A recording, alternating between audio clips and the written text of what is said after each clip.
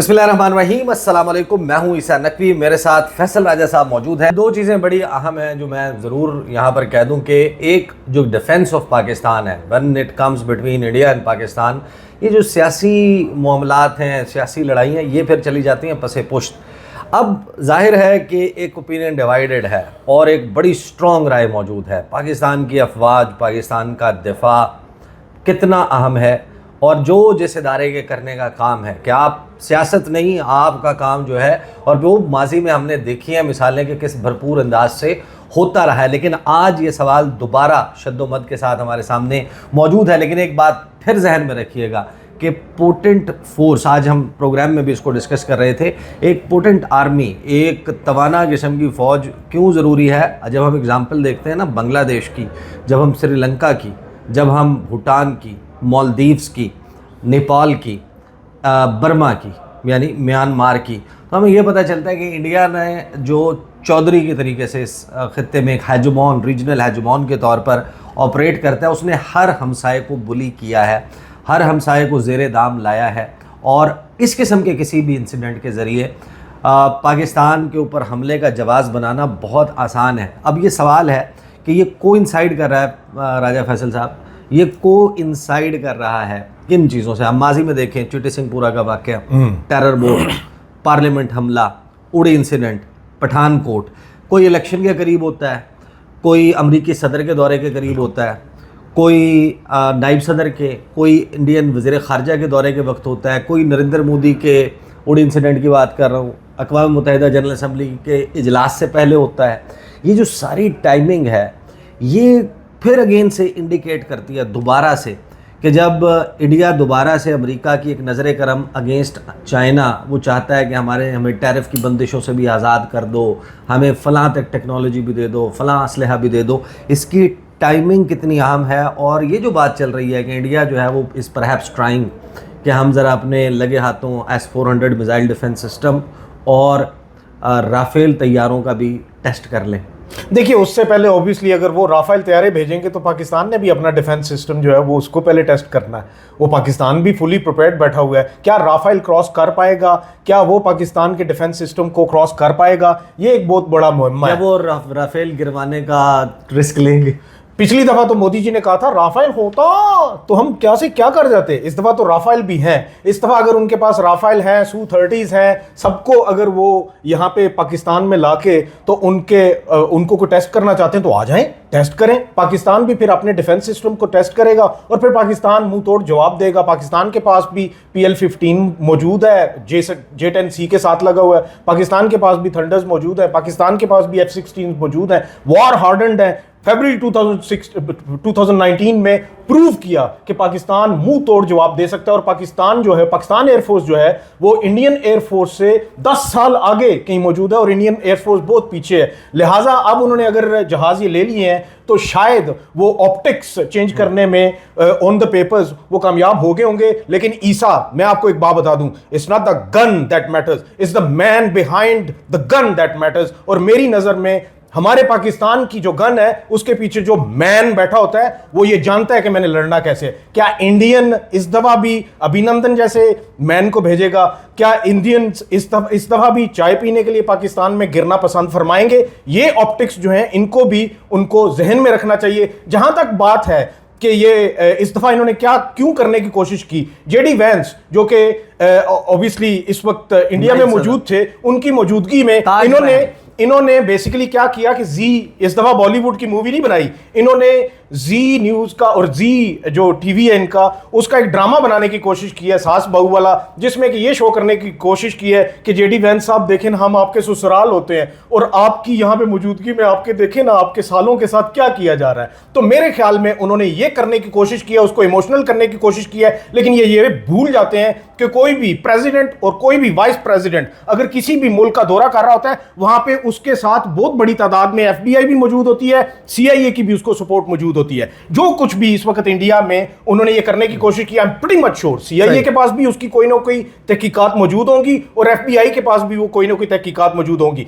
इस सारे तनाजुर में प्रेसिडेंट हो या वाइस प्रेसिडेंट हो, वो सबसे पहले अमेरिकन है और वो ये सोचेंगे कि इन्होंने क्या करने की कोशिश की है और वो वैसे ही इनके जी ड्रामे जो है वो नहीं देखते होंगे और बॉलीवुड की मूवियां भी नहीं देखते होंगे। अच्छा, एक रियलिटी चेक ज़रूर जहन में रखें। वो रियलिटी चेक ये है कि इंडिया जो है वो पॉपुलेशन के एतबार से पाकिस्तान से लगभग 6 गुना बड़ा है, रकबे के एतबार से लगभग पाकिस्तान से 4 गुना बड़ा है, इकोनॉमी के एतबार से पाकिस्तान से उसकी साइज़ ऑफ इकोनॉमी बहुत बड़ा है, बाइंग कैपेसिटी ज़्यादा है, वेपन्स ज़्यादा हैं, नंबर ऑफ सोल्जर्स ज़्यादा है, उनके पास रिसोर्सेज ज़्यादा हैं, इंटरनेशनल लॉबी ज़्यादा स्ट्रॉन्ग है, उनके पास जो है वो फ्यूल की स्टोरेज एंड कैपेसिटी परचेस वो उनके पास ज़्यादा है। लेकिन ये सबसे बड़ा ख़तरा है। सबसे बड़ा ख़तरा यही है कि यहाँ पर जब आप कन्वेंशनल डोमेन की बात करते हैं और अगर जो बैलेंस ऑफ पावर है वो डिस्टर्ब हो जाए कि एक तरफ एक ऐसा हरीफ है जो तमाम चीज़ों में नंबर्स की जब बात आती है उसमें ज़्यादा होता है, तो फिर यहाँ से अनकन्वेंशनल डोमेन से कन्वेंशनल डोमेन से रवायती हथियारों से लड़ने की बजाय आप उस सब कन्वेंशनल या अनकन्वेंशनल न्यूक्लियर डोमेन में चले जाते हैं जो नहायत ख़तरनाक है। पाकिस्तान भी एक न्यूक्लियर पावर रखने वाला, सेकंड स्ट्राइक कैपेबिलिटी रखने वाला, पाकिस्तान भी एक ऐसा मुल्क जिसके पास एक मिनिमम क्रेडिबल न्यूक्लियर डेटरेंस और स्ट्रेटेजिक डेटरेंस रखते हुए ये सब कुछ रखा है, और ये फिर उस डोमेन में चला जाता है जहाँ पर ये आउट ऑफ कंट्रोल हो जाता है। इसकी बहुत सी परतें, इस पर आप ज़रा कमेंट कर दें, फिर मैं ज़रा आपको बता दूंगा कि इसका जो इंटरनेशनल एंगल है चाइना के हवाले से, अमेरिका के हवाले से, जीसीसी के हवाले से, उस पर और कुछ इंतहाई अहम इससे जुड़े हुए मामलात हैं, उस पर मैं आपको बता दूंगा कि किन चीज़ों के ऊपर मैंने बात करनी है आने वाली वीडियोज़ में। राजा फैसल साहब, जो आपका जो कन्वेंशनल रवायती हथियार हैं नंबर से ज़्यादा हैं, आपने ज़ाहिर है कि एक जज्बा होता है जब आपके मुल्क की बात आए तो फिर बाकी चीज़ें तो सारी पसे पोश चली जाती है ना, लेकिन नंबर्स उनके पास ज़्यादा है।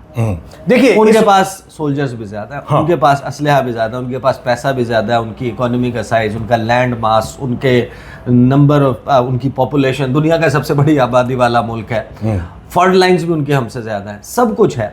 लेकिन यही तो ख़तरा है कि ये आपको अनकन्वेंशनल से उस डोमेन में ले जाएगा जहां पर इट्स इन नोबडीज इंटरेस्ट। देखिए वेरी रिसेंटली मोहम्मद यूनुस जो कि प्राइम मिनिस्टर हैं बांग्लादेश के, उन्होंने भी एक बयान दिया जिसमें कि उन्होंने ये कहा कि भारत ये मत सोचे कि वो बहुत ज़्यादा सिक्योर है, उनकी जो 7 सिस्टर्स हमारे पास मौजूद हैं और उनके साथ एक उनका छोटा भाई सिक्किम भी जो मौजूद है कॉरिडोर, उस वो सारे का सारा जो है वो एक बड़ा फ्रेजाइल सा मामला है और वो यूं करके ख़त्म हो सकता है। 32 सेपरेटिस्ट मूवमेंट चल रही हैं विद इन इंडिया, ये उनके लिए बहुत बड़ा थ्रेट है। जहां तक बात है नंबर्स में वो ज्यादा होंगे, लेकिन this should be taken as positive. कैसे कि more the numbers more the opportunities to shoot them.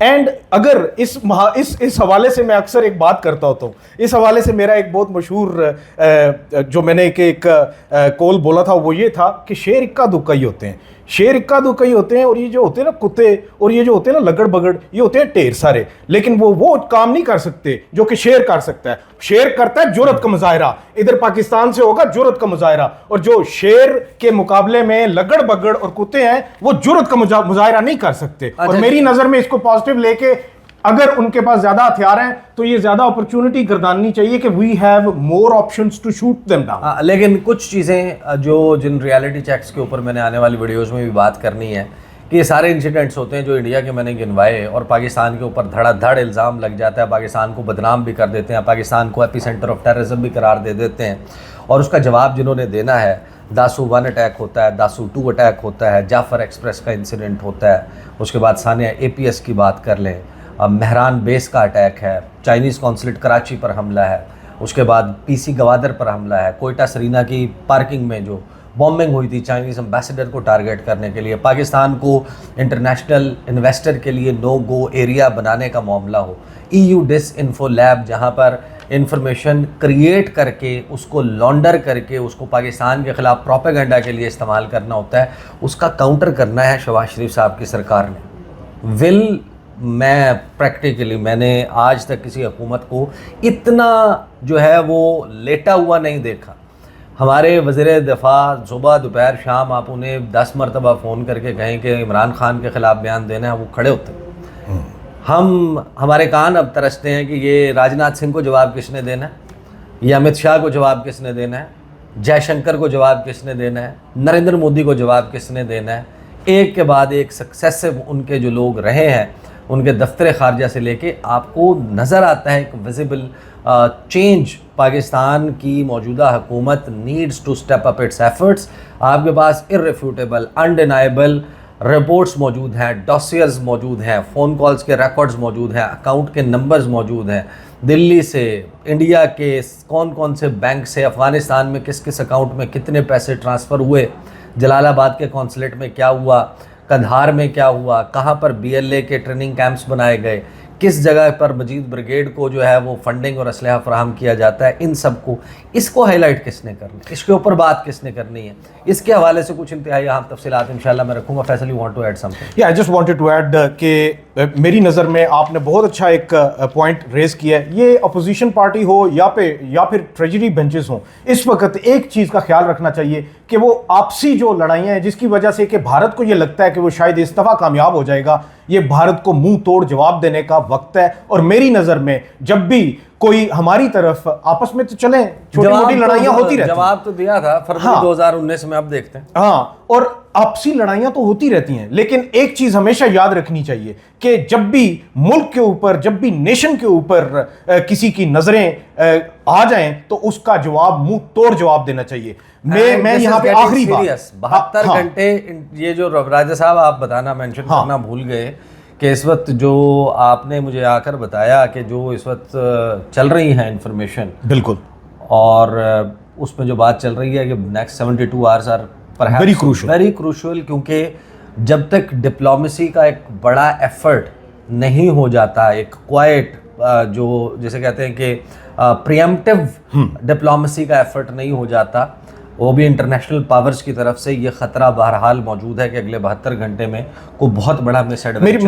मेरी इतलात के मुताबिक US का वो ओहदेदार जो कि जनूबी एशिया को देखता है, वो वहाँ से निकल चुका है और मेरे ख्याल में वो अपना रोल प्ले करने की कोशिश करेंगे। लेकिन at the same time Isa last final thing जो कि मैं हाईलाइट करना चाहता हूँ, और वो ये है कि पाकिस्तान एक पीस लविंग कंट्री है। पाकिस्तान ये चाहता है कि ये जो कुछ हुआ है, अगर तो ये कुछ हुआ है तो ये प्रोब होना चाहिए at the best of the capacity, ये प्रोब होना चाहिए और यूनाइटेड नेशन सिक्योरिटी काउंसिल की जानिब से ये प्रोब होना चाहिए। और अगर ये इंडिया दे ना दे यूनाइटेड नेशन सिक्योरिटी या अनमोगेब को एड्रेस वहां तक उस तरीके का एक्सेस, जो कश्मीर की सूरत हाल है, वो तो फिर बहुत सारी चीजें सामने आ जाएंगी। और Isa, one last thing, Pakistan peace loving country है, पाकिस्तान चाहता है कि पीस रिस्टोर होना चाहिए, लेकिन अगर भारत का ये शौक है कि वो उसने लड़ाई ही करनी है तो फिर भारत को मुंह तोड़ जवाब दिया जाएगा। ठीक है जी, बहुत बहुत शुक्रिया। इंशाल्लाह अगली वीडियो में मुलाकात होगी। इजाजत दीजिए, अल्लाह हाफिज।